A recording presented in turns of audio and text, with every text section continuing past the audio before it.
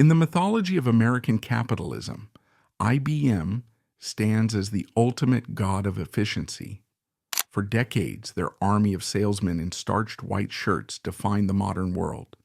But beneath this pristine image lies a secret that rivals the crimes of Krupp and Ford. Thomas Watson Sr. didn't just build a computer empire. He was an American CEO who accepted a medal from Adolf Hitler. The horror is specific. IBM's punch cards were not just for offices.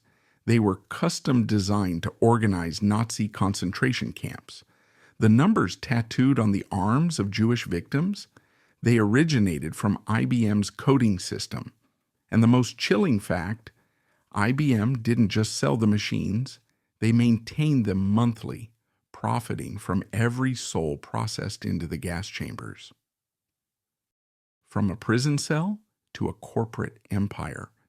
The origin story of the IBM empire does not begin in a pristine laboratory or a university campus, but in the humid, tobacco-stained courtrooms of Ohio and the brutal sales territories of the early 1900s. Before Thomas J. Watson Sr. became the patron saint of American business, he was a man staring down the barrel of a federal prison sentence. A deep investigation into his life reveals that the DNA of IBM was formed in the crucible of criminal conspiracy and ruthless monopolistic aggression. The magnitude of the Watson legacy was forged in the wreckage of his first career at the National Cash Register Company, NCR. In the late 19th century, NCR was the undisputed predator of the business equipment world. Run by the eccentric and tyrannical John Patterson, NCR was less a company and more a paramilitary organization designed to annihilate competition. Thomas Watson joined this machine as a young, hungry salesman, a man with little formal education but a terrifying aptitude for reading human weakness. Under Patterson's tutelage, Watson did not just learn to sell, he learned to conquer. He absorbed Patterson's philosophy that business was a zero-sum game where the only acceptable outcome was the total destruction of the rival.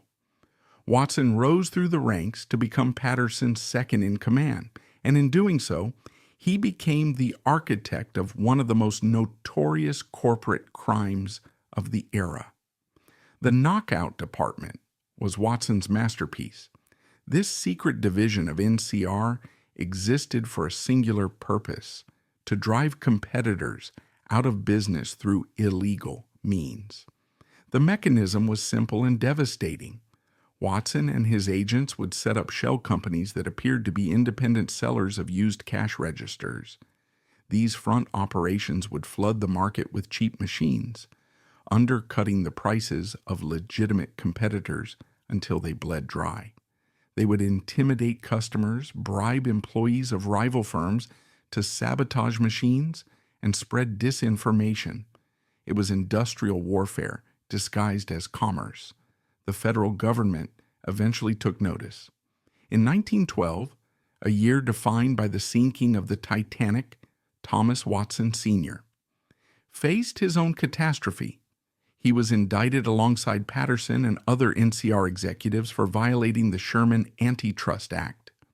The trial was a national spectacle, exposing the dark underbelly of the Gilded Age. The evidence against Watson was overwhelming. He was not a bystander. He was the field general who had ordered the strikes. The jury returned a verdict of guilty. Thomas J. Watson Sr. was sentenced to 1 year in prison and fined $5,000. The man who would later demand absolute moral perfection from his employees, who would fire men for drinking a beer, stood before a judge as a convicted criminal. Although the sentence was later overturned on appeal due to a technicality regarding the admission of evidence, and thanks to a massive public relations campaign following NCR's relief efforts during the Dayton flood of 1913, the stigma of the conviction seared itself into Watson's psyche. He had looked into the abyss of social ruin. The shame of that verdict created a permanent, overcompensating need for respectability. He resolved that his next act would be so grand, so impeccably dressed, and so culturally significant that the world would be forced to forget he was ever a jailbird. But fate had one more humiliation in store. In 1914, shortly after the trial, John Patterson fired him. The tyrant turned on his protege, casting Watson out at the age of 40. He was unemployed, disgraced, and carrying the baggage of a federal indictment. He had a wife, a newborn son, Thomas Watson Jr., and no prospects. It was from this nadir of desperation that the Watson dynasty began its ascent. Watson eventually talked his way into the leadership of a struggling conglomerate known as the Computing Tabulating Recording Company, CTR. It was a chaotic mess of three separate entities that manufactured a bizarre portfolio of products: commercial scales for weighing meat, time clocks for factories, and, crucially, tabulating machines based on the patents of Hermann Hollerith. Hermann Hollerith is the forgotten father of the computer age. His invention, the Hollerith machine, used punch cards, stiff paper cards with holes punched in specific positions, to store and process data. The machine worked by sensing the holes electrically. It was a binary system. A hole meant yes, an electrical circuit closed, and no hole meant no.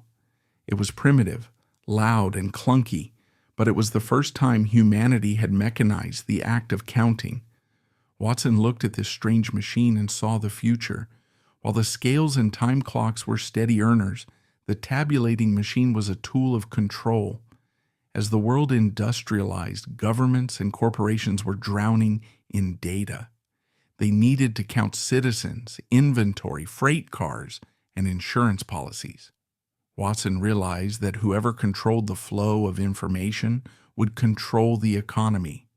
He took the helm of CTR and immediately began to reshape it in his own image. He applied the brutal discipline he had learned at NCR, but he refined it. He stripped away the rough edges of the knockout department and replaced them with a veneer of extreme professionalism. He instituted a dress code that would become legendary: the dark suit, the white shirt, the sincere tie. This was not just a fashion choice, it was a uniform. Watson was building an army. He wanted his salesmen to look like bankers, like men of unimpeachable integrity, so that customers would trust them with their most sensitive secrets. In 1924, Watson renamed the company International Business Machines, IBM. It was an act of supreme hubris. At the time, the company was hardly international and barely a major player, but Watson understood the power of the reality distortion field long before Steve Jobs. By calling it IBM, he forced the world to treat it as a global titan. He willed the empire into existence through sheer rhetorical force. Central to this new empire was the cult of personality surrounding Watson himself. He became the high priest of corporate America. He introduced the famous "Think" slogan, plastering it on every wall, notepad, and desk in the company. Think was ostensibly a call for intellectual engagement, but in practice it was a command for conformity. Watson's definition of thinking was narrow. Think about the customer, think about the sale, and think about loyalty to Mr. Watson. The culture inside IBM during the 1920s and 30s was suffocatingly insular. Employees were expected to be IBM men 24 hours a day. Alcohol was strictly forbidden, even off the clock. Divorce was frowned upon. Watson created a paternalistic surveillance state where the company provided everything: country clubs, bands, sports teams, in exchange for total submission. He led rallies that resembled religious revivals, where grown men would stand and sing hymns of praise to him from the IBM songbook. Songs like "Ever Onward" were not ironic, they were mandatory. With Mr. Watson leading, to greater heights will rise and keep our IBM resplendent in the skies. This fanaticism served a purpose. It created a workforce that was relentlessly efficient and fiercely loyal. IBM began to dominate the market for tabulating machines, crushing competitors, not with illegal shell companies, but with superior service and a sales force that simply would not take no for an answer. By the 1930s, IBM had a virtual monopoly on data processing. If a government wanted to conduct a census, they rented IBM machines. If a railroad wanted to track cargo, they used IBM cards. The world was becoming a database, and Thomas Watson held the keys. However, the shadow of the NCR convict never truly left him. Watson remained deeply insecure, hungry for validation from world leaders and aristocrats. He collected art he didn't understand.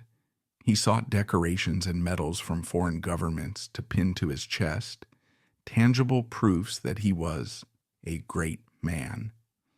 This hunger for status, combined with the amoral logic of the punch card, a technology that cared only for efficiency, not ethics, would lead him into the darkest corridor of his career.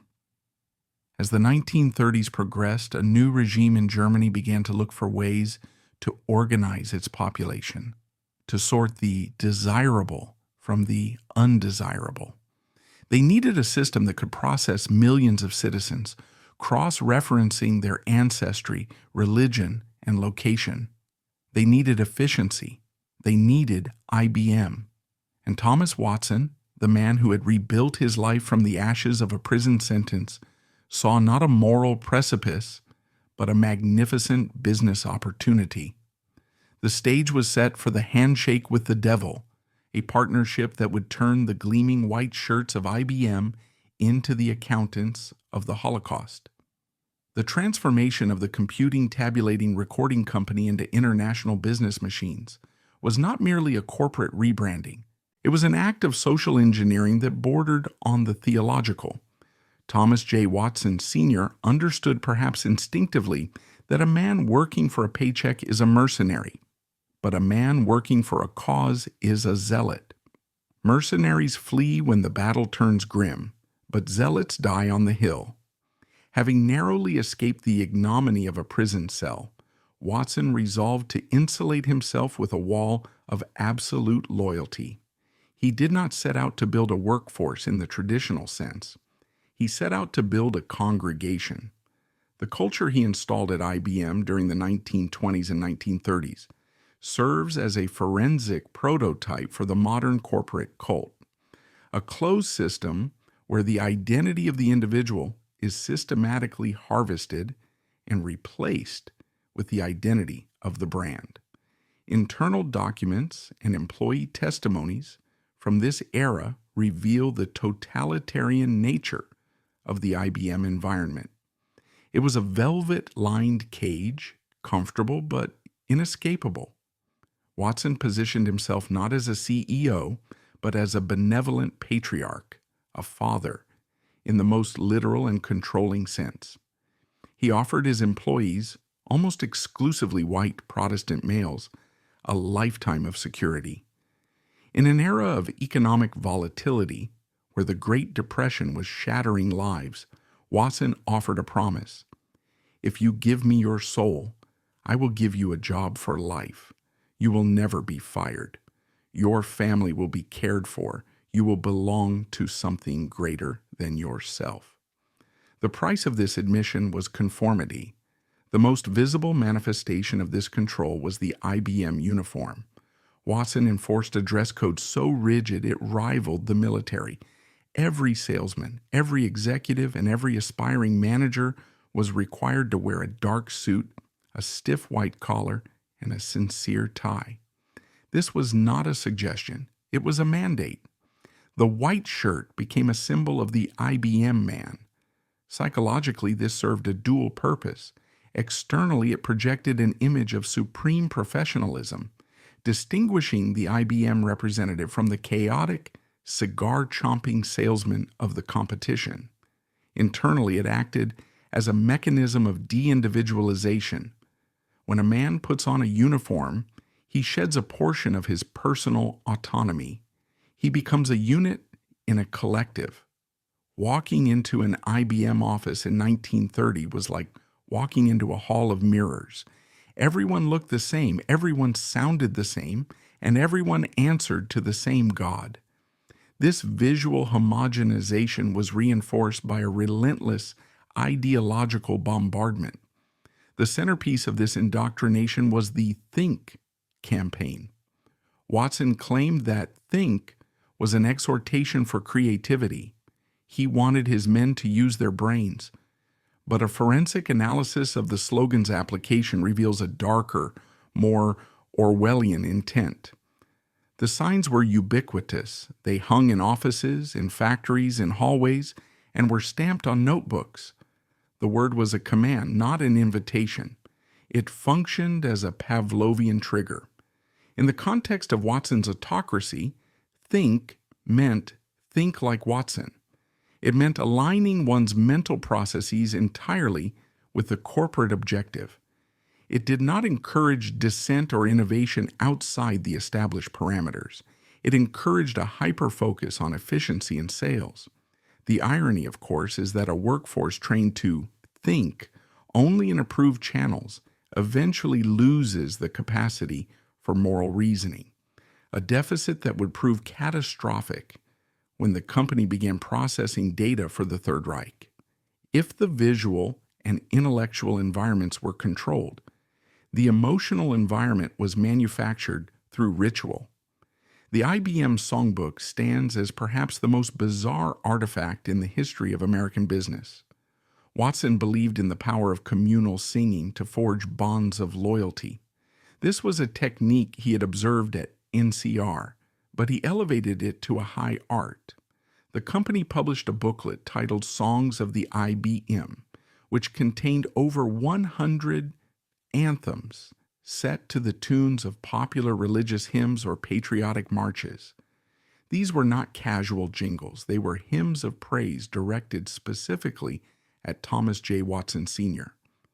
Consider the lyrics of the anthem Ever Onward, which grown men were required to stand and sing at morning rallies and sales conventions. Ever onward, that's the spirit that has brought us fame. We're big, but bigger we will be. We can't fail, for all can see that to serve humanity has been our aim. Our products now are known in every zone. Our reputation sparkles like a gem. We've fought our way through, and new fields we're sure to conquer too, for the ever onward IBM. Or the even more personal adoration found in songs dedicated to the leader, with Mr. Watson leading, to greater heights will rise and keep our IBM resplendent in the skies. The psychological impact of this ritual cannot be overstated. When a group of men stands together and sings the praises of their boss, a cognitive shift occurs. It breaks down cynicism. It enforces group cohesion. If you refused to sing, you were an outsider. You were not one of us. It was a loyalty test administered in real time. This practice created a yes-man culture of terrifying purity.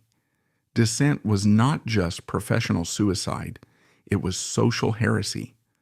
Watson surrounded himself with a phalanx of executives who existed solely to amplify his will, creating an echo chamber where no bad news ever penetrated the CEO's office. Beyond the office walls, Watson extended his reach into the private lives of his employees. He viewed himself as the moral arbiter of the IBM family. He instituted a strict prohibition on alcohol that lasted for decades. An IBM man did not drink.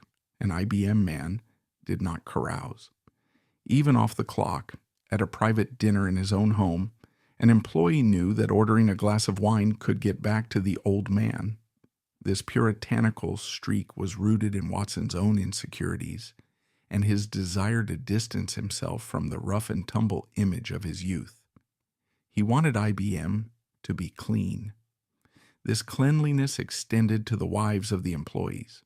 Watson frequently interviewed the wives of potential hires. He wanted to ensure they were presentable, supportive, and fit the mold of the corporate spouse. He integrated the families into the company structure through IBM country clubs, luxurious recreational facilities built for the exclusive use of employees. This was the velvet trap.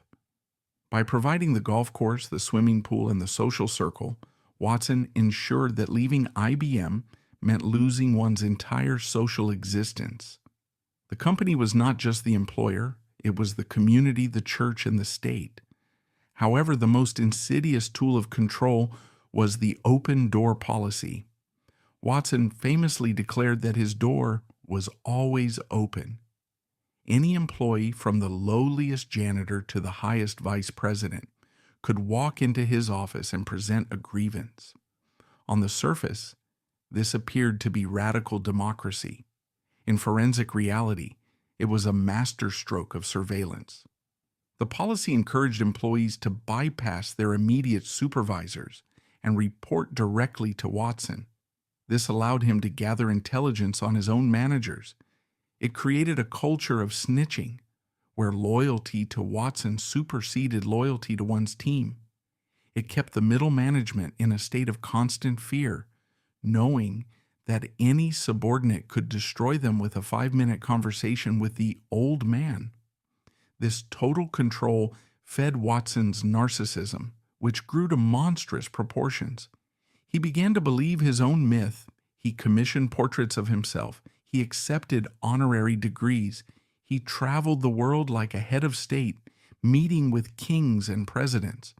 He began to view IBM not just as a company, but as a vehicle for world peace through trade, a philosophy he called world peace through world trade.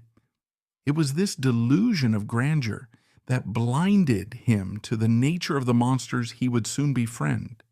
Because his workforce was trained to obey, because his executives were trained to agree, and because he believed himself to be an infallible moral agent, Watson lacked the internal or external checks and balances necessary to navigate the treacherous political waters of the 1930s.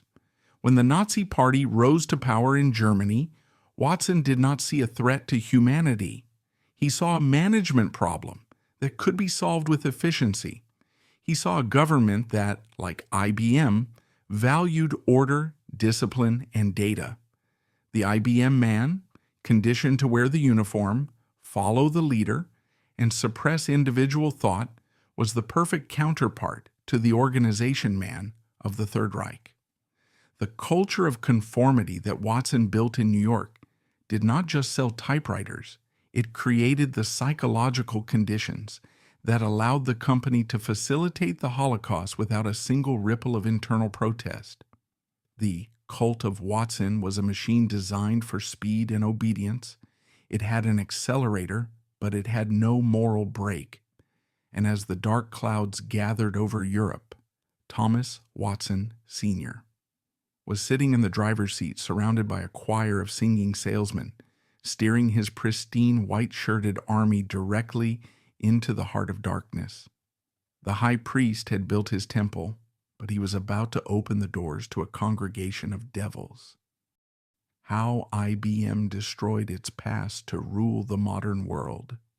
If Thomas Watson Sr. was the Old Testament God of the IBM universe, a creator who demanded absolute worship and punished dissent with exile, then his eldest son, Thomas Watson Jr., was the sacrificial lamb who somehow managed to pick up the knife and slay the patriarch. The history of American business is littered with dynasties that collapsed under the weight of nepotism, where incompetent sons squandered the fortunes of genius fathers. The Watson story acts as a violent inversion of this trope. The success of IBM in the second half of the 20th century was not born from a harmonious transfer of power. It was forged in a crucible of domestic abuse, psychological torture, and a savage Oedipal struggle that nearly destroyed both men. The architecture of Thomas Watson Jr.'s mind was shaped by the massive shadow in which he was raised. Born in 1914, just as his father was being fired from NCR and facing a potential prison sentence, Tom Jr. was designated from birth to be the heir. However, being the son of the world's greatest salesman was a suffocating existence. Watson Sr. did not view his children as independent beings. He viewed them as extensions of his own ego, subsidiary branches of the Watson brand that required rigorous management. The forensic record of Tom Jr.'s childhood reads like a case study in narcissistic parenting. Watson Sr. loved his son, but his love was conditional and terrifyingly critical. He took the boy on business tours across Europe when he was barely a teenager, parading him before foreign dignitaries and IBM executives. He forced the child to observe his meetings, demanding that he absorb the wisdom of the great leader. But in private, the dynamic was crushing. Watson Sr. had a volatile temper. He would berate the boy for minor infractions, labeling him stupid or lazy. He would dismantle his son's confidence with the precision of a master manipulator, only to rebuild it moments later with lavish gifts. This cycle of idealization and devaluation created a deep-seated insecurity in Tom Jr., a belief that he was fundamentally flawed and unworthy of the name he carried. By the time he reached adolescence, Tom Jr. was unraveling. The psychological pressure manifested as a profound depression. He famously recounted in his memoirs that he often broke down in tears for no apparent reason, overwhelmed by a sense of impending doom. To escape the gravity of his father's expectations, he turned to rebellion. He became the black sheep. He barely scraped through high school. He spent 6 years drifting through Brown University, a tenure marked more by drinking, pranks, and womanizing than by academic achievement. He was cultivating the persona of a playboy pilot, a man who cared for nothing, because caring meant opening himself up to his father's judgment. The turning point, the psychological pivot, occurred not in a boardroom, but in the cockpit of a B-24 Liberator. When World War II broke out, Tom Jr. joined the Army Air Corps. For the first time in his life, he was not Thomas Watson's son. He was just a lieutenant. He was a pilot. He flew dangerous missions, transporting generals and diplomats across war zones in the Soviet Union and the Middle East. He discovered, to his genuine shock, that he was competent. He was brave. He could lead men. He could make life or death decisions without consulting a manual or his father. General Follett Bradley, whom Watson Jr. served as an aide, played a critical role in this reconstruction of the self. Bradley treated him with respect. He listened to his opinions. He told the young man, "You're good." Those 2 words were a revelation. They shattered the narrative of incompetence that Watson Sr. had installed in his son's brain. Tom Jr. returned from the war in 1945, not as a broken boy, but as a hardened veteran with a steel spine. He had faced Nazis and freezing altitudes. He was no longer afraid of the old man in the white shirt. However, the war for IBM was just beginning. When Tom Jr. rejoined the company in 1946, the atmosphere at the headquarters on Madison Avenue transformed into a gladiatorial arena. The conflict was fundamental. Watson Sr. was 71 years old, a relic of the Victorian age. He believed in salesmanship, punch cards, and the immutable culture he had built. He viewed electronics, the emerging technology of vacuum tubes and circuits, as unreliable, expensive, and unnecessary. He famously dismissed the early computers, believing the world market for them was negligible. Tom Jr., fresh from a war fought with radar and advanced avionics, saw the future clearly. He realized that the punch card was dead. He realized that if IBM did not pivot to electronics and computers, it would be extinct within a decade. The struggle that ensued was brutal. It was not a polite disagreement over strategy. It was a screaming war. Executives recount meetings where father and son would shout at each other until their faces turned purple. Watson Sr. would humiliate Jr. in front of the board, calling his ideas foolish and reminding everyone that he built the company. Jr. would storm out, threatening to quit, only to be coaxed back by his mother, Olive Watson, who acted as the exhausted mediator between the two titans. One specific incident illustrates the toxicity of their relationship. During a heated argument about antitrust issues, a sore spot for Sr. given his criminal record, the old man exploded. He attacked his son's intelligence and character.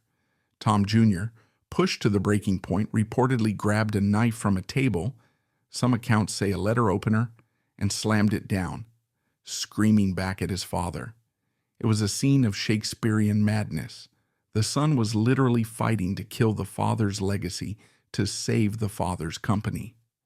The tragedy of this conflict is that it destroyed the other son, Dick Watson. Dick was the younger brother, the good son, who tried to play by the rules.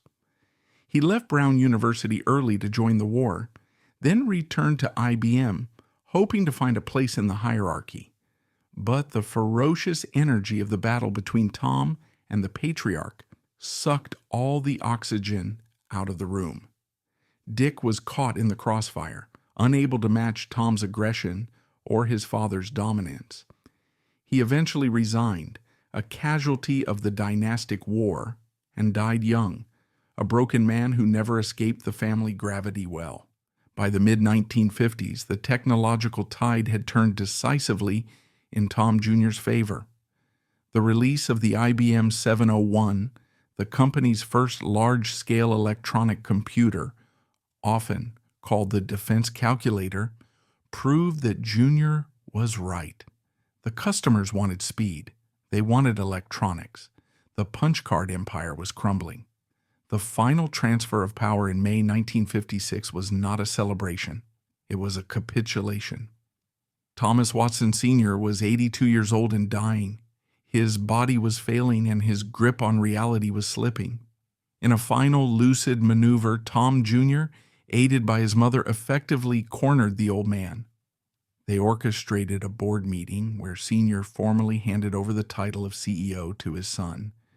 It was a solemn, tearful event.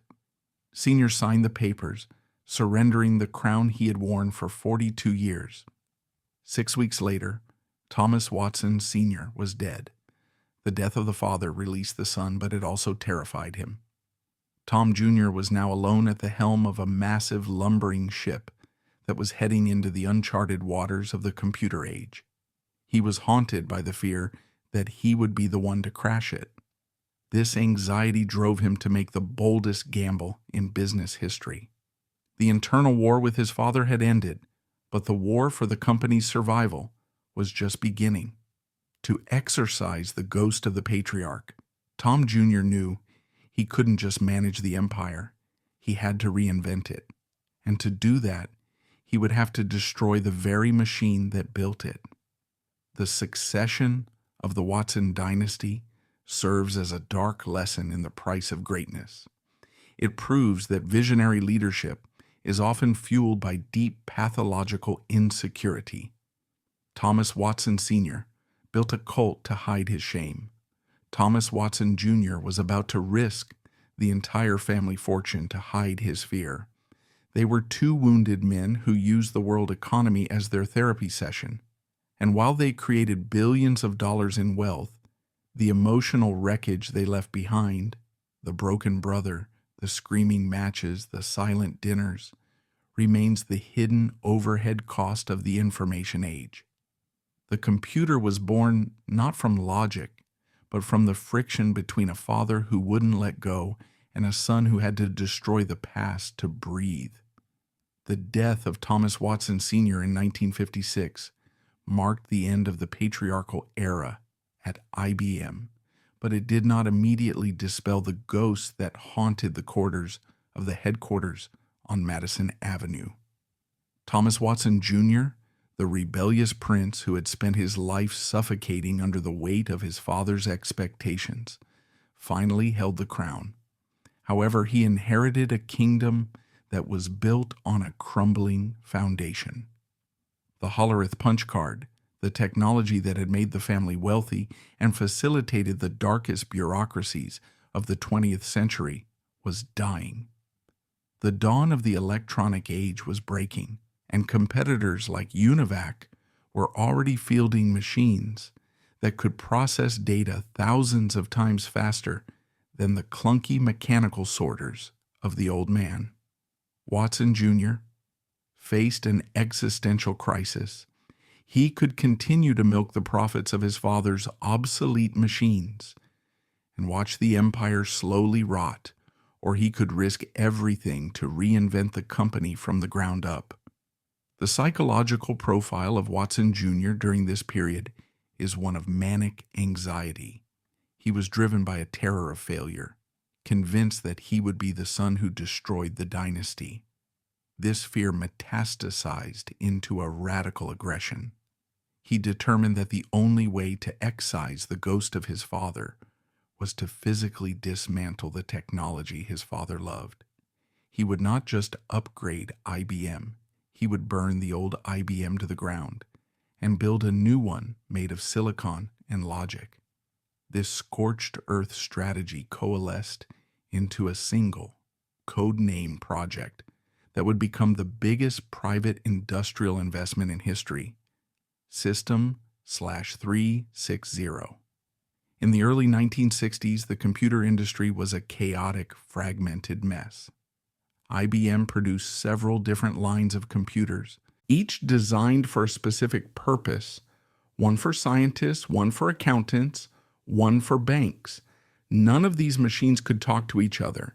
They used different software, different peripherals, and different operating languages. If a customer wanted to upgrade from a small machine to a larger one, they had to rewrite all their programs and throw away their old equipment. It was inefficient, frustrating, and unsustainable. Watson Jr.'s vision was revolutionary in its simplicity and terrifying in its complexity. He wanted to create a family of computers. He envisioned a single architecture that would span the entire range of performance, from the smallest office machine to the most powerful supercomputer. They would all run the same software. They would all use the same printers and tape drives. It was the concept of compatibility, an idea that is commonplace today but was viewed as science fiction in 1961.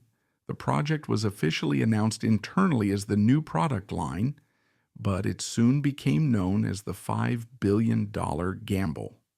$5 billion in the 1960s was an astronomical sum, exceeding the cost of the Manhattan Project that built the atomic bomb. It was more than the annual revenue of IBM itself. Watson Jr. was effectively betting the entire company on a single roll of the dice. If System 360 failed, IBM would cease to exist. The financial markets would destroy them.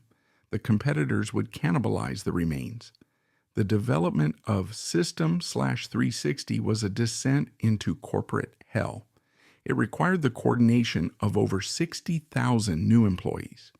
It required the construction of 5 new factories around the world.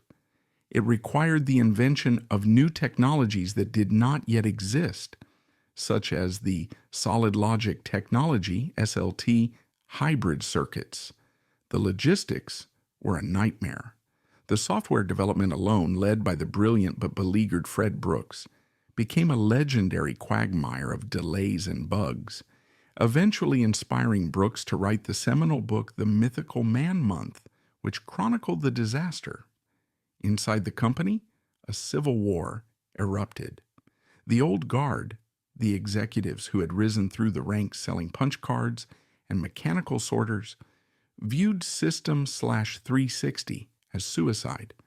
They argued that by releasing a compatible family of computers, IBM would be eating its own young, destroying the profitable rental markets for their existing machines. Watson Jr. ignored them. He purged the dissenters. He drove his engineers with a ruthlessness that mirrored the worst traits of his father. He suffered panic attacks. He had chest pains. He was a man possessed, fighting a war on two fronts, against the technical limitations of the era and against the internal culture of the company. The forensic significance of System/360 extends beyond the balance sheet. It was, perhaps subconsciously, an act of moral laundering. The punch card was the symbol of the Watson Sr. era. It was the artifact linked to the census, the surveillance state, and the Holocaust. By moving the world to magnetic tape and disk storage, by creating a purely electronic ecosystem, Watson Jr. was burying the physical evidence of the past. He was creating a sleek, futuristic interface that looked nothing like the clattering machines that had counted prisoners in Auschwitz. The System/360 was clean. It was modern.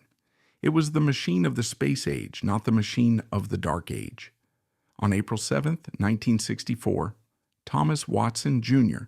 stood before the press and unveiled the System/360. It was the D-Day of the computer industry. The reception was ecstatic. The world realized instantly that the rules of the game had changed. The System/360 was not just a computer. It was a standard. It forced the entire industry to adapt to IBM's architecture.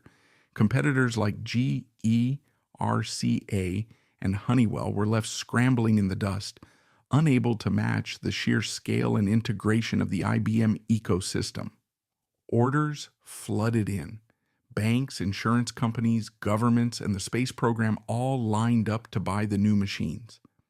IBM entered a period of dominance that has few parallels in economic history. They became Snow White and the Seven Dwarfs. IBM was Snow White, and the rest of the computer industry were the dwarfs.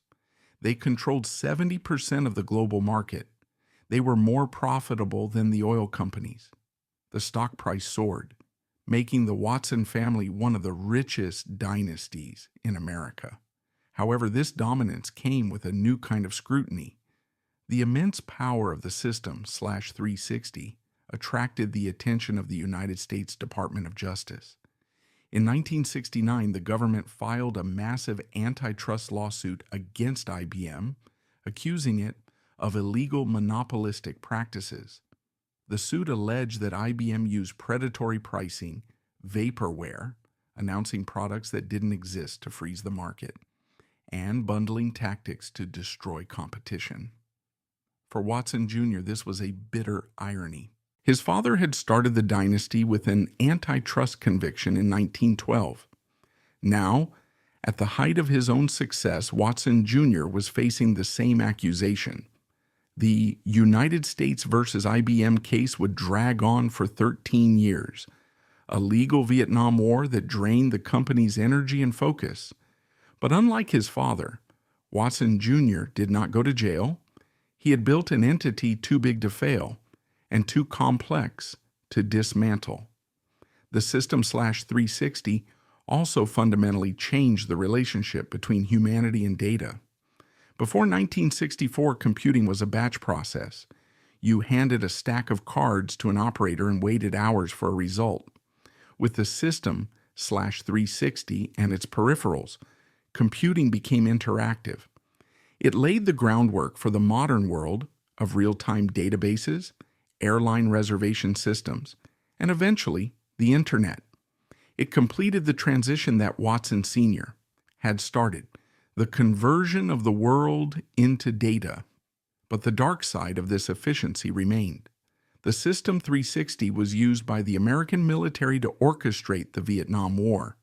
It was used by the South African apartheid government to manage its population registry, a chilling echo of the Dehomag operations in the 1930s.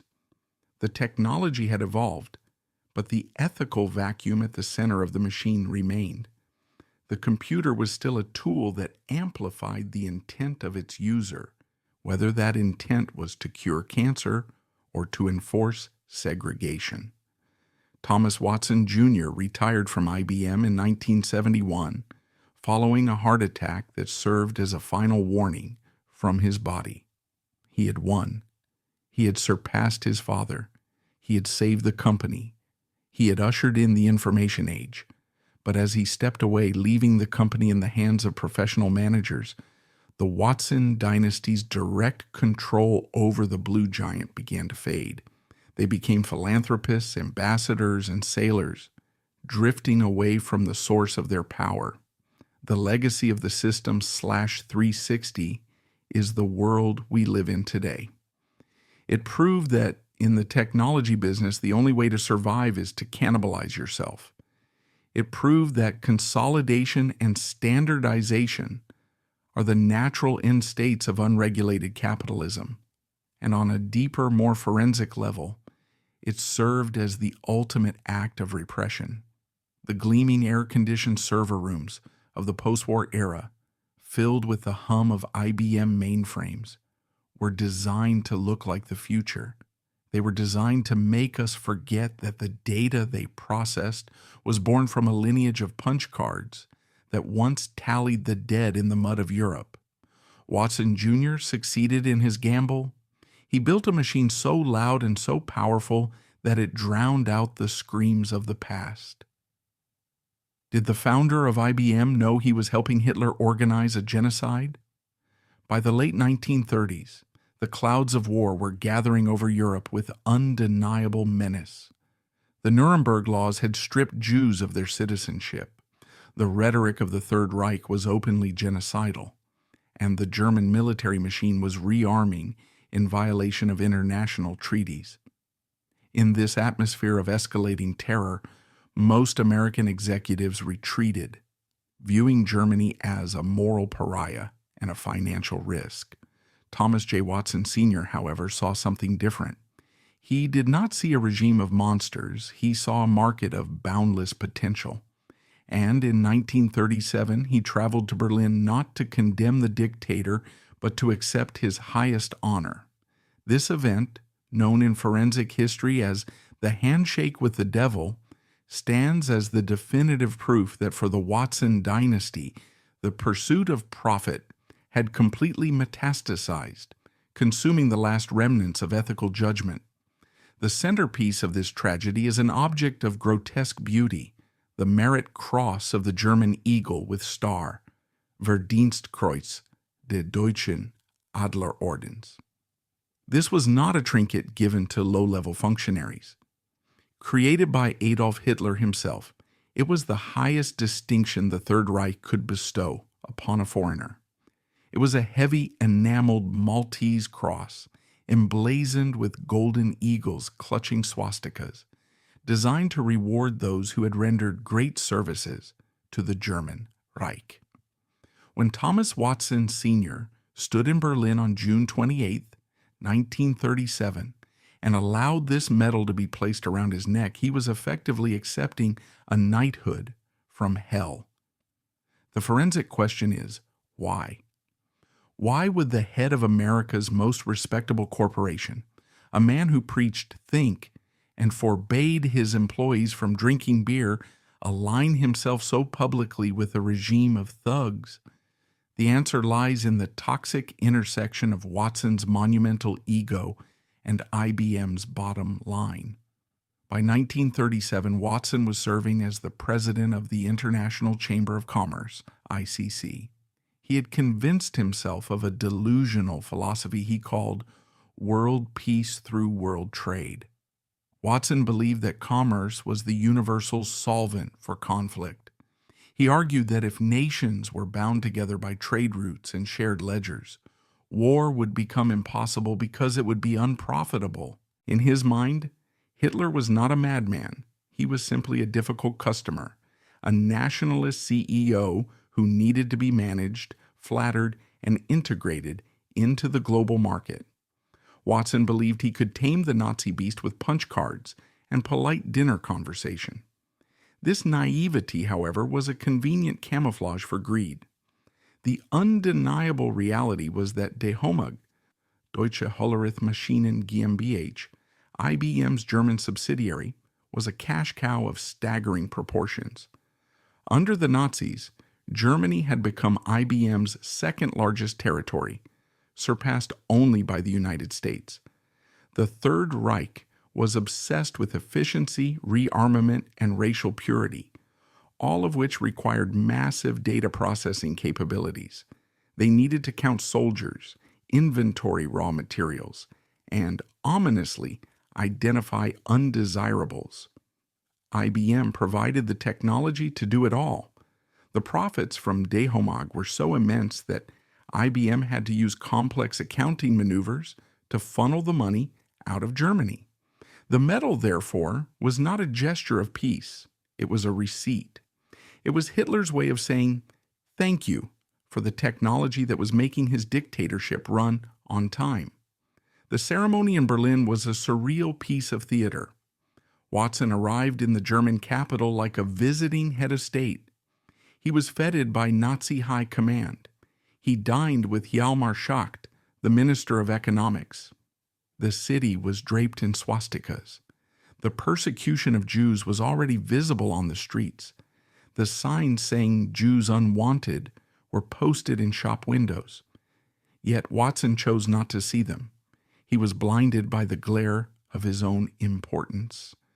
When the medal was presented, technically by Hjalmar Schacht on behalf of the Führer, Watson accepted it with a speech about friendship and cooperation.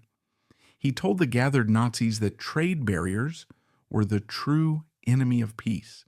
He did not mention the political prisoners. He did not mention the racial laws.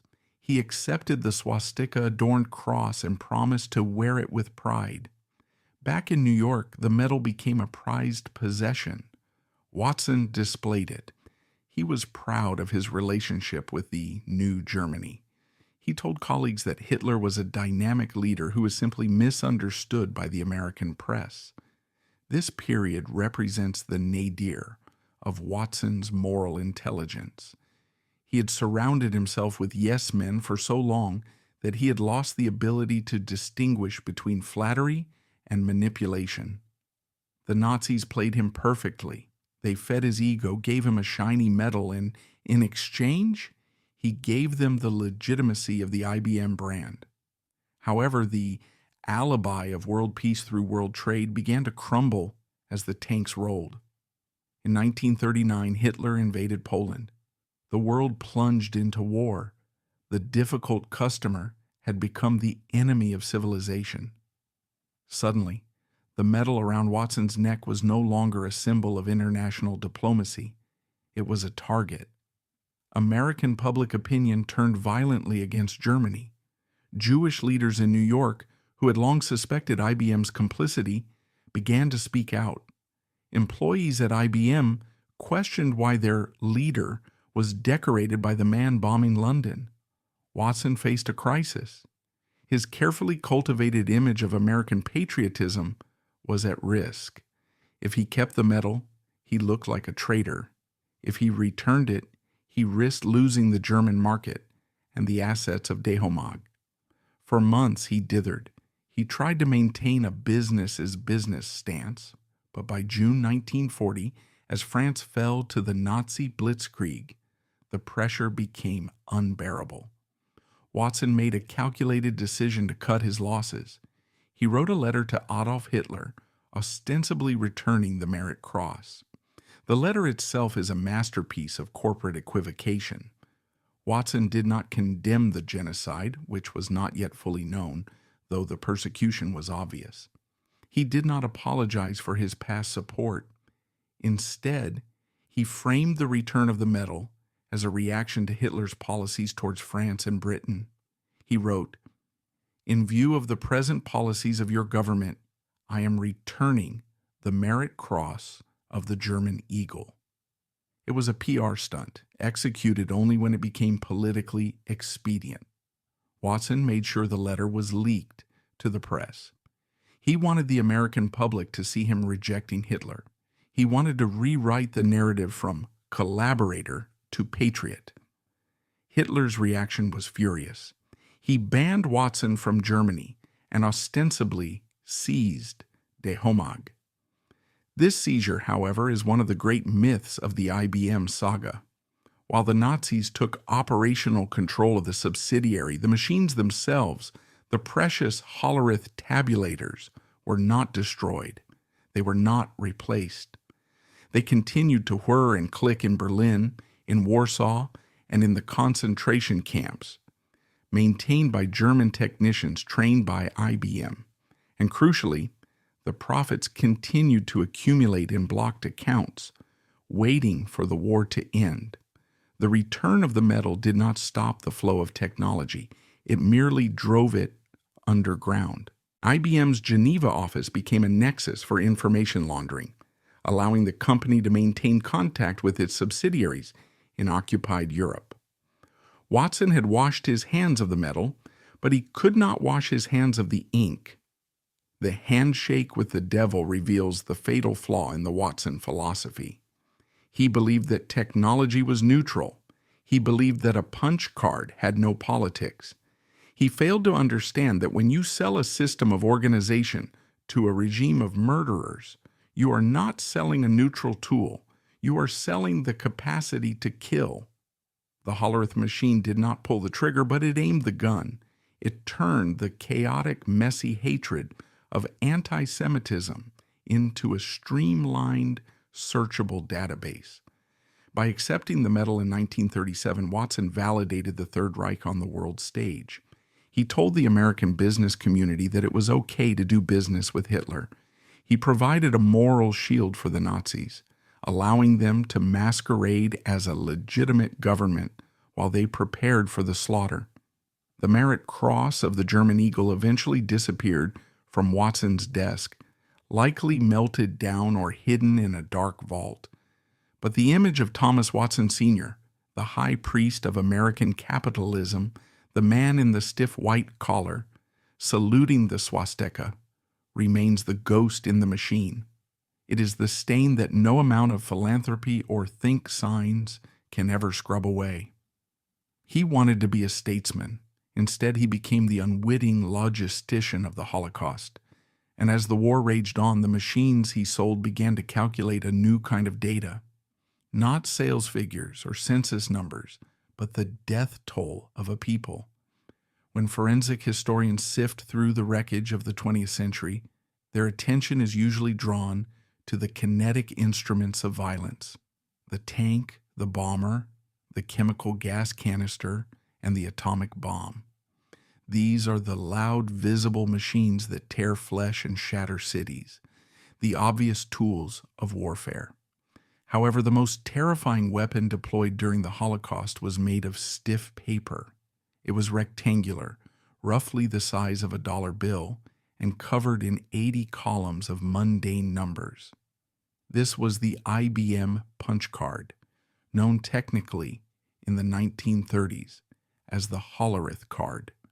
In the hands of the Third Reich, this seemingly innocuous piece of office stationery became the ammunition for a bureaucratic firing squad, a tool that allowed the Nazis to automate the identification, confiscation, deportation, and extermination of millions of human beings with the cold, rhythmic efficiency of a modern American factory.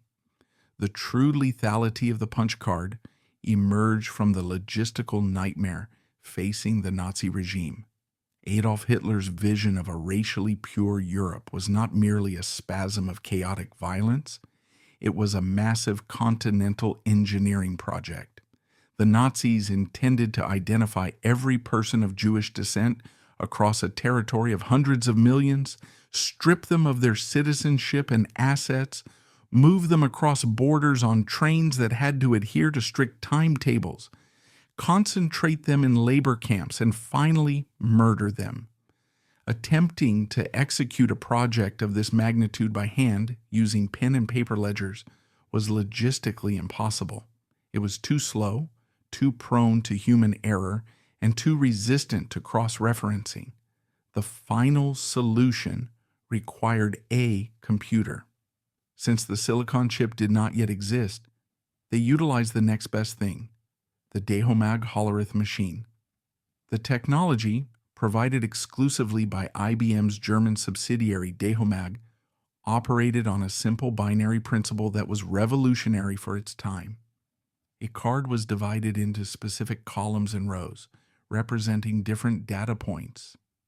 Information about a human being, their age, gender, residence, religion, and bank balance, was encoded by punching holes in specific locations. A hole represented a yes, while the absence of a hole represented a no.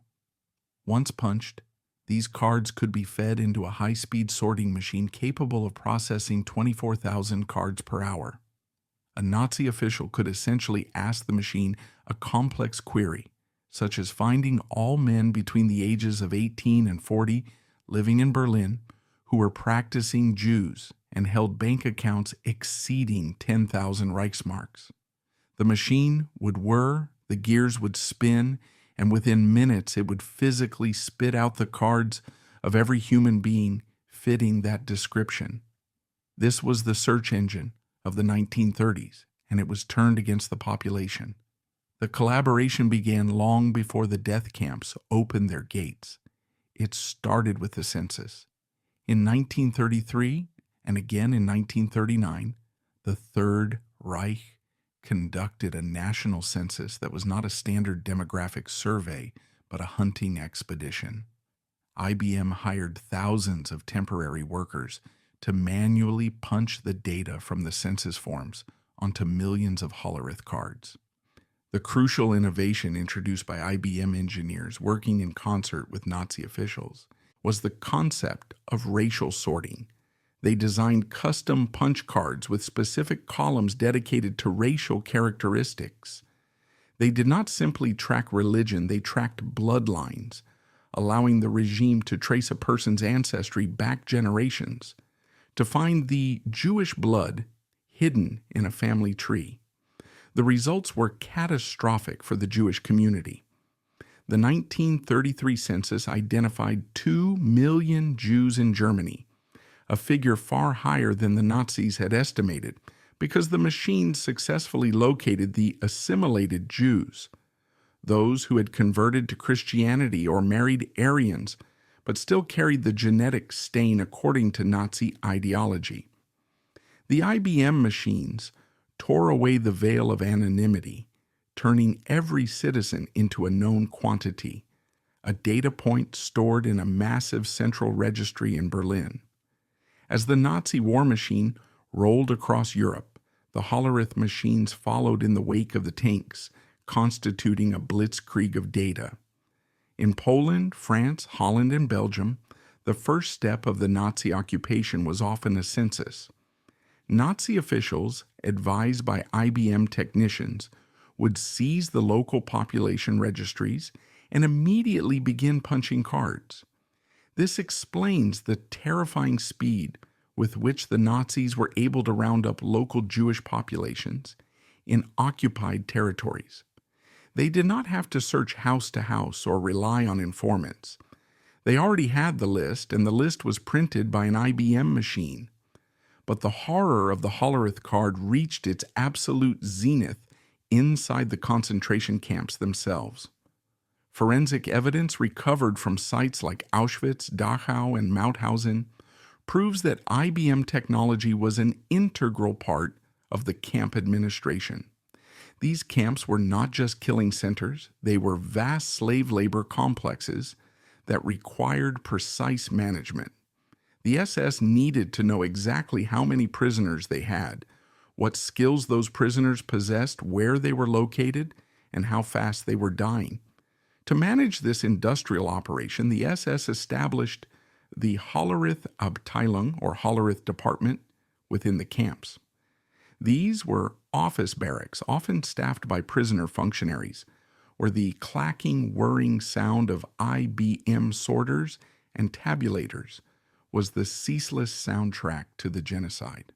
The coding system developed for the camps serves as the smoking gun of IBM's complicity, revealing how the company adapted its technology to the specific needs of mass murder.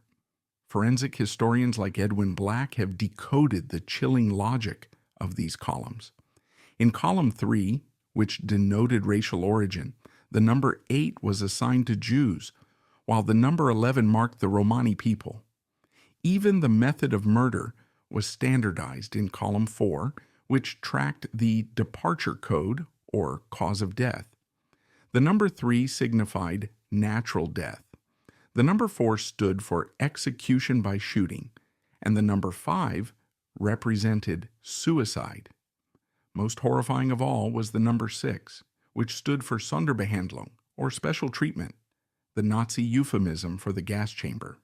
Every time a prisoner arrived at Auschwitz, their personal data was punched onto a card. They were assigned a number, often tattooed on their arm, which corresponded to their IBM file. If they were worked to death, a clerk would punch code 3. If they were sent to the gas chamber, a clerk would punch code 6. These cards were then tabulated and the reports were sent back to Berlin. The SS leadership used these IBM-generated reports to track the efficiency of the final solution, calculating the turnover of the labor force and measuring the productivity of the gas chambers as if they were tracking car production.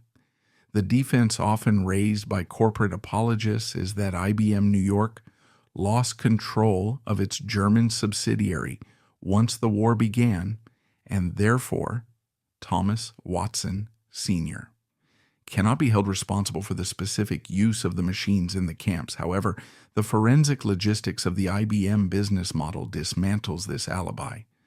IBM was unique among corporations in that it did not sell its machines, it only leased them.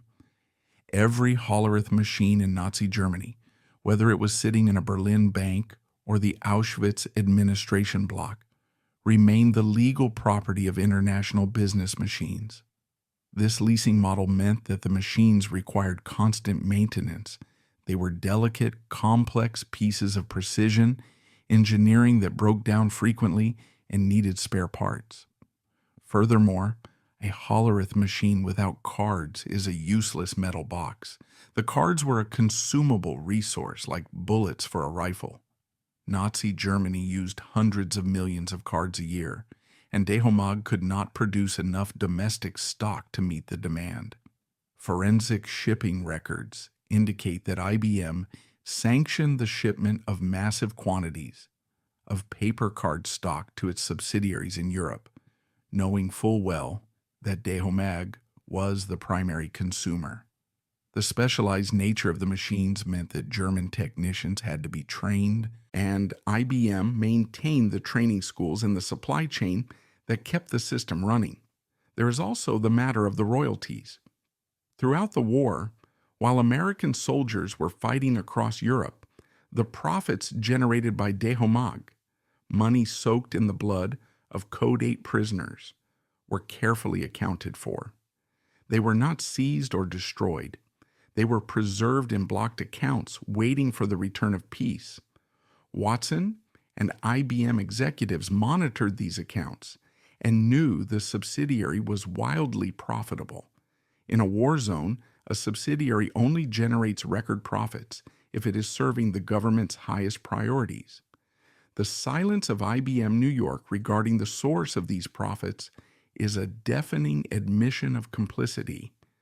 The Hollerith punch card dehumanized the victims long before they entered the gas chambers. To the machine, a human being was not a father, a daughter, or a musician. A human being was a row of holes. This abstraction made the genocide psychologically easier for the perpetrators. The SS officer wasn't murdering a person. He was processing a unit and clearing a file. The technology created a sanitizing distance between the killer and the killed. In the final forensic analysis, the IBM punch card stands as the precursor to the modern surveillance state, proving that data is never neutral. By organizing the chaos of humanity into neat, sortable columns, Thomas Watson's machines gave a totalitarian regime the godlike ability to see everything. The Holocaust was the first automated genocide in history, a factory of death that ran on IBM technology. When the camps were liberated in 1945, soldiers found piles of bodies and mounds of shoes. But in the administrative offices, they also found millions of cards scattered on the floor, bearing the silent punch testimony of the victims. Code 8, Code 6. The evidence was there in black and white, perforated by the machines of the Big Blue, proving that the Watsons had promised to help the world think, and the Nazis had used that power to think about how to kill everyone faster. The most haunting question in the IBM dossier is not technical, but psychological. We know the machines worked. We know the punch cards facilitated the efficiency of the genocide. We know the profits were secured. But the moral weight of this history rests entirely on the shoulders of one man sitting in a skyscraper in New York. Did Thomas J. Watson Sr., the man who demanded absolute control over every facet of his empire, truly know that his technology was being used to hunt human beings? Or was he, as his defenders have long argued, merely a naive businessman who lost control of a rogue subsidiary in the fog of war? This is the investigating hypothesis, a forensic inquiry into the mind of a capitalist who stood at the crossroads of profit and atrocity and seemingly chose the path of least resistance. The first barrier to the truth is the corporate defense of ignorance. For decades, the standard corporate narrative has been that once the war began, communication between New York and Berlin was severed, and the German subsidiary, De Homag, was seized by the Nazis, leaving Watson powerless. This defense relies on the assumption that Thomas Watson was a distant, hands-off executive. However, a forensic profile of Watson's management style renders this assumption laughable. Watson was a micromanager of pathological proportions. He was a man who famously inspected the uniforms of his elevator operators. He approved the color of the paint on factory walls. He demanded daily sales reports from minor territories. The idea that this obsessive control freak would simply stop paying attention to his second largest market, the crown jewel of his international division, contradicts everything we know about his personality. The paper trail suggests a very different reality. Watson did not lose control. He fought to maintain it.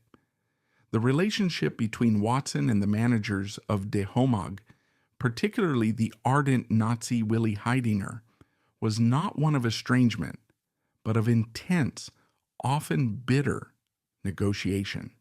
They did not fight about ethics. They fought about money.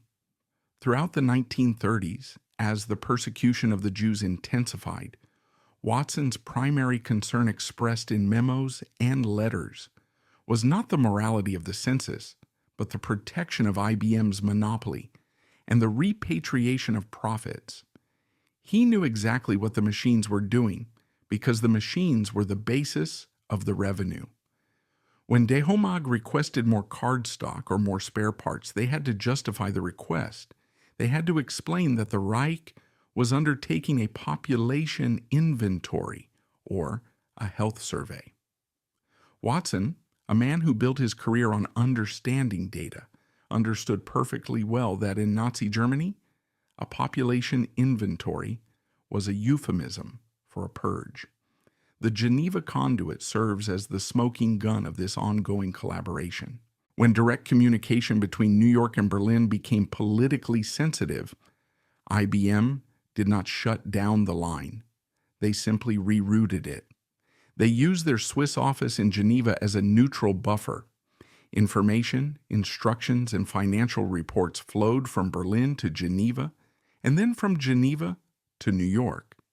This mechanism allowed Watson to maintain plausible deniability while remaining the de facto decision-maker.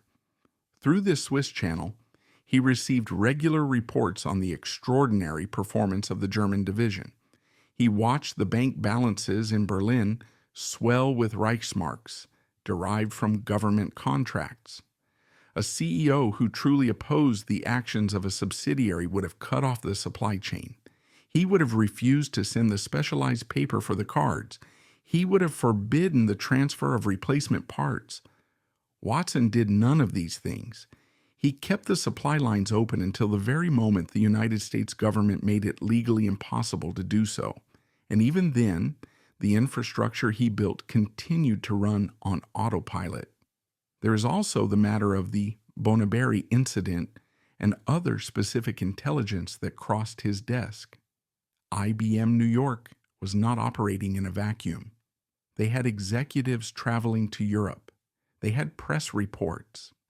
In 1940, long after the nature of the Nazi regime was evident, Watson sent a congratulatory telegram to the managers of De Homag, praising their efficiency. He was managing the relationship with the same cordiality one might apply to a branch in Chicago, completely ignoring the fact that the efficiency he was praising was the efficiency of a police state. The most damning evidence, however, lies in the legal definition of knowing. In the world of corporate liability, there is a concept known as willful blindness. It describes a situation where an individual intentionally avoids learning the truth because the truth would be inconvenient. Thomas Watson. Sr. perfected this art. He enveloped himself in the rhetoric of business neutrality. He convinced himself that technology had no politics. If the Germans wanted to use punch cards to count Jews, that was a German internal matter. If the Americans wanted to use punch cards to organize the D-Day invasion, that was an American matter. IBM was simply the service provider, the neutral arms dealer selling to both sides of the conflict. This moral relativism allowed him to rationalize the unthinkable. He likely did not know the specific details of the gas chambers at Auschwitz. Few in America did until the end of the war. But he absolutely knew that his machines were running the concentration camps. The Hollerith departments in the camps were not secret. They were administrative hubs. He knew his machines were automating the slave labor system. He knew that the unprecedented profits sitting in blocked accounts in Berlin were the direct result of the Nazi government's voracious appetite for surveillance. To argue that he didn't know enough is a semantic game. He knew that his company was an essential cog in the machinery of a totalitarian state, and he chose to cash the checks. Furthermore, the seizure of De Homag by the Nazis was largely a piece of legal theater. While the Nazi government appointed a custodian to oversee the company during the war to ensure loyalty, they did not nationalize it. They did not steal the patents. They preserved the corporate structure of IBM's subsidiary because they needed IBM's goodwill and technical support after the war. They treated De Homag as a protected asset. And after the war, when the rubble was cleared, IBM New York fought ferociously to reclaim that asset and all the profits it had generated. If Watson viewed De Homag as a rogue criminal enterprise, he would have abandoned it. Instead, he reintegrated it into the IBM empire, absorbing the blood money into the company's general ledger. The investigating hypothesis leads to a grim conclusion regarding Watson's psyche. He was not a monster in the visceral sense. He was a technocrat. He represented a new breed of 20th century evil, one that does not require hatred to commit atrocities, only a lack of empathy and an obsession with order. To Watson, the chaos of the world was a problem to be solved with data. The punch card was the ultimate solution to chaos. It organized the messy reality of human existence into neat rows of holes. If the Nazis wanted to organize Europe by removing a specific demographic, Watson's machines were agnostic. They would process the data. This detachment is what makes the Watson legacy so chilling. A man like Hitler is driven by fiery hatred. A man like Watson is driven by cold calculation. The hatred burns out, but the calculation endures. Watson proved that capitalism, when stripped of its moral compass, is compatible with any regime, no matter how murderous. He proved that a corporation can function as a sociopathic entity, pursuing profit with a singular focus that overrides all human suffering. The defense argues that Watson was a patriot because he put IBM's resources at the disposal of the U.S. government after Pearl Harbor.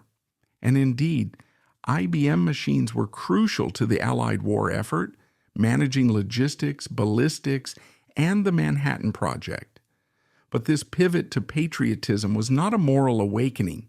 It was a survival strategy. Watson realized the wind had changed direction. He realized that to save his company and his reputation, he had to become the ultimate American. He threw himself into the war effort with the same zeal he had once applied to courting the Nazis. It was a rebranding exercise. He wasn't fighting fascism because he hated it. He was fighting it because it was now the enemy of his primary market. In the final analysis, Thomas Watson Sr. knew enough. He knew he was dancing with the devil. He knew the rhythm of the music was the sound of marching jackboots. He simply believed he was smart enough to lead the dance, take the gold, and leave the ballroom before the roof collapsed. He was half right. He got the gold. He saved his company. But he left a stain on the soul of the American century that no amount of philanthropy can ever erase. He demonstrated that the road to Auschwitz was paved not just with good intentions, but with quarterly earnings reports and the silent, rhythmic clicking of American-made machines. The departure of Thomas Watson Jr. from the helm of IBM in 1971 signaled the end of the dynastic era, but it did not signal the end of the Watson mechanism. The family had physically vacated the executive suite in Armonk, New York, retreating into the polite, muffled world of philanthropy, diplomacy, and yachting. However, the corporate DNA they engineered, a genetic code composed of ruthless efficiency, obsessive control, and moral flexibility, continued to replicate itself. The Blue Giant had become an autonomous entity, a sovereign state of capital that no longer required a Watson to guide it. Yet history has a way of refusing to stay buried. Just as the Hollerith machines once spat out cards with jagged, undeniable holes, the 21st century would spit out the suppressed truth of the family's origins, turning the legacy of the Watsons into a permanent study in the ethics of complicity. The post-Watson era of IBM was defined by a gradual corporate sanitization of the past. The company spent decades polishing its image as the benevolent grandfather of the technology industry. They sponsored art exhibits, funded universities, and championed diversity. They successfully rebranded themselves as the company of the future, effectively erasing the messy, soot-stained reality of their origins. The convict past of Thomas Watson Sr. was relegated to a footnote. The tyrant behavior of Thomas Watson Jr. was softened into a narrative of tough love leadership. But the ghost in the machine was waiting. In February 2001, the firewall of silence collapsed. The publication of Edwin Black's investigative masterpiece, IBM and the Holocaust, hit the global consciousness like a forensic sledgehammer. Black, the son of Holocaust survivors, spent years combing through archives in Europe and America, unearthing the shipping manifests, the internal memos, and the technical diagrams that linked the whirring tabulators of New York to the gas chambers of Poland. The reaction from the modern IBM Corporation was a masterclass in legalistic evasion. Faced with lawsuits filed by Holocaust survivors and Romani groups demanding reparations for the profits IBM generated from their enslavement, the company did not offer a heartfelt apology. They did not open their internal archives for a full independent truth commission. Instead, they retreated behind the shield of procedural law. Their lawyers argued that the claims were barred by the statute of limitations. They argued that the German subsidiary had been seized, a claim forensically debunked by the profit retention records. They issued statements expressing sadness regarding the Holocaust, but steadfastly refused to accept corporate liability.